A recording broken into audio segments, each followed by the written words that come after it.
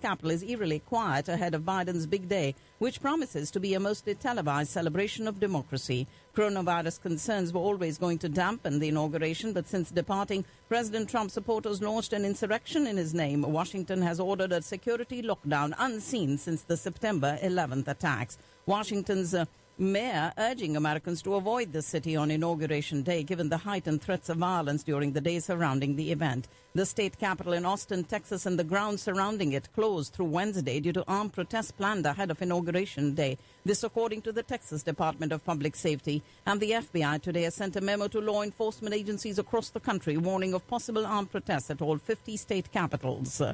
Kamala Harris will shatter one of the highest glass ceilings on Wednesday when she takes the oath of office as America's first woman vice president, blazing a trail in the most diverse White House ever. President Trump has been smacked down by the Pentagon in his request for an elaborate military-style farewell parade. The president, who has not yet truly conceded his loss to President-elect Joe Biden, aside from the two video statements following the insurrection of the Capitol on the 6th of this month, has additionally chosen to refuse to participate in several of the many traditional exercises in the handoff of power to the incoming administration. He will not be leaving a letter of advice to the new president or hosting a one-on-one conversation either.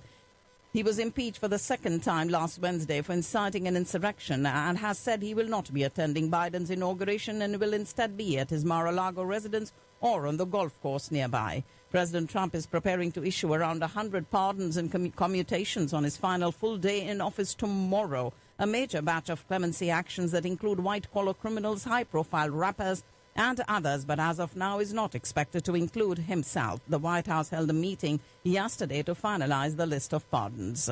And as variants of the coronavirus have begun to pop up around the globe, Dr. Anthony Fauci is warning of more ominous strains coming out of South Africa and Brazil. The two new mutant variants are being looked at very carefully. According to the director of the National Institute of Allergy and Infectious Diseases, they are also continuing to look at the other highly contagious variant found in the United Kingdom. And the total number of COVID-19 infections in Los Angeles County since the outbreak started has just topped 1 million. The world is on the brink of catastrophic moral failure in sharing COVID-19 vaccines, according to the head of the World Health Organization, urging countries and manufacturers to spread doses more fairly around the world. The Federal Bureau of Investigation is investigating whether a Pennsylvania woman stole a laptop from Speaker of the House Nancy Pelosi's office during last week's Capitol siege to sell it to Russia. Meanwhile, in news out of Moscow, Kremlin critic Alexei Navalny rushed to a court hearing inside a police station today, a day after he was detained at a Moscow airport when flying home for the first time since he was poisoned last summer. The United Nations and Western nations told Russia to immediately free the opposition politician, and some countries called for new sanctions. Moscow told them to mind their own business. Russia's leading Kremlin critic Alexei Navalny, detained by police on the outskirts of Moscow yesterday, moments after his return to the country and 5 months after he was poisoned with the nerve agent Novichok.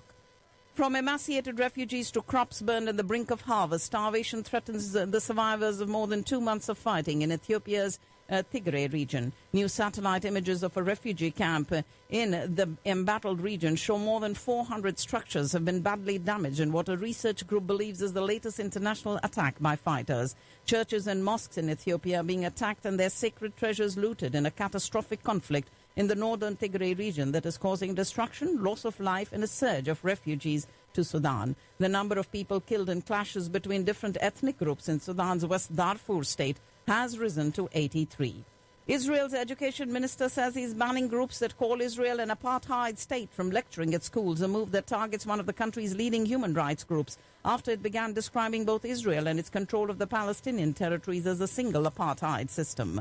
Saudi Arabia dramatically reduced its use of capital punishment by 85% last year after it stopped executing non-violent drug offenders. The kingdom, which in recent years was the top executioner globally after China and Iran, executed 27 people last year. And in 2019, Saudi Arabia had carried out a record 184 prisoners. The Central African Republic's Constitutional Court today upheld their re-election, raising the spectre for more violence days after rebels attempted to overtake the capital. Ladies and gentlemen, you're listening to the World News on Radio Caravan, and temperatures have dropped to minus 28 degrees Celsius in some Polish areas overnight, the coldest night in 11 years, and many trains delayed after rail tracks at 2 Warsaw railway stations cracked. Hand in hand with the cold came a spike in smog in Warsaw and other parts of Poland as the cold prompted an increase in burning coal for heat. The smog level so high in Warsaw today that the city officials urge people to remain indoors as winter weather hits parts of Europe from Poland to Turkey.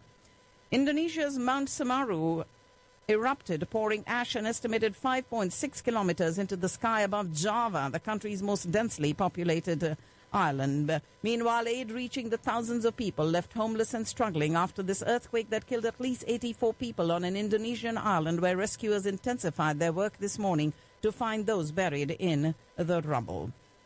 This powerful earthquake that struck Indonesia's Sulawesi island last week has killed at least 84 people and displaced more than 30,000.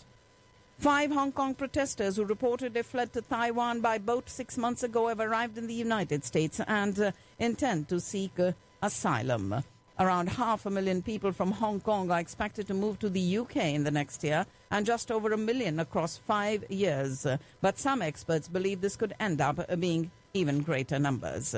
Hong Kong reported 107 new coronavirus cases today, the highest toll in nearly a month as authorities tested thousands of residents after an outbreak in an old residential building located in a busy commercial and residential area last week.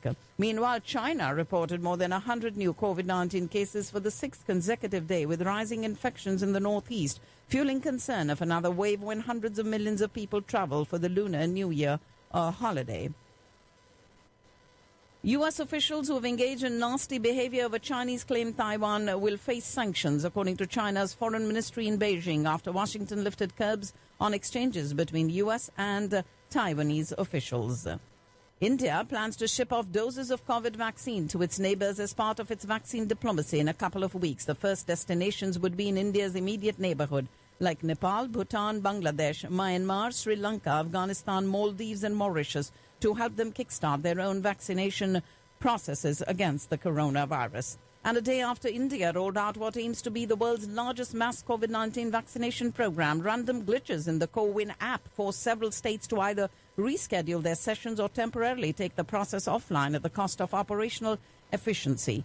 Around 64% of planned beneficiaries were vaccinated on the first 2 days of the immunization drive against COVID-19 that rolled out on Saturday, subject to further correction compiled by the centre till last night. 4 states, Tamil Nadu, Punjab, Tripura and Puducherry, recorded low turnout of beneficiaries in the range of 22 to 34%, whereas other states reported more than 50% attendance of those who were scheduled for vaccination over Saturday and Sunday. Assam, Delhi and Jammu and Kashmir reported a 54% footfall. India recorded the second sharpest week-on-week fall in fresh COVID-19 cases so far, with the current week's numbers showing a 16.6% decline over the previous 7 days. This was the 10th consecutive week of decline in COVID-19 cases in the country and the 17th week of falling numbers out of the 18 weeks since the pandemic peaked in the country.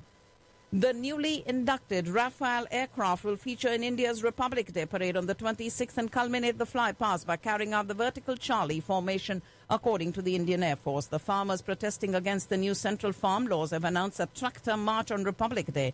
The Supreme Court heard the petition of the Delhi police on this issue and has said that the Delhi police is to decide whether it would allow the farmers to enter Delhi or not. 2 of India's richest men have landed in an unlikely controversy over farming laws, becoming targets of protesters who allege the tycoons have benefited from their close links to Prime Minister Modi. And Union Minister of Road Transport and Highways Nitin Gadkari said the government aims to bring down road accidents and its related deaths down by 50% before 2025. The leaked WhatsApp conversations between Republic TV executive editor Arnab Goswami and former CEO of Broadcast Audience Research Council Partho Das Gupta has brought to the fore evidence of alleged collusion to influence TV ratings. Mohammad Siraj picked up his maiden 5-wicket haul on day 4 of the Garba test against Australia, wrapping up Australia's second innings with the final wicket of Josh Hazlewood. He finished his career best figures of 5 for 73 in what is just his 3rd test, and India will need to score 328 runs for a victory. Australian Open Tournament director Craig Tiley has confirmed the year's first Grand Slam will go ahead on the 8th of February, and Rafael Nadal became the first player to be ranked in the ATP top 10 for 800 consecutive weeks, a run spanning more than 15 years. And that, ladies and gentlemen, is all I have in the news for you.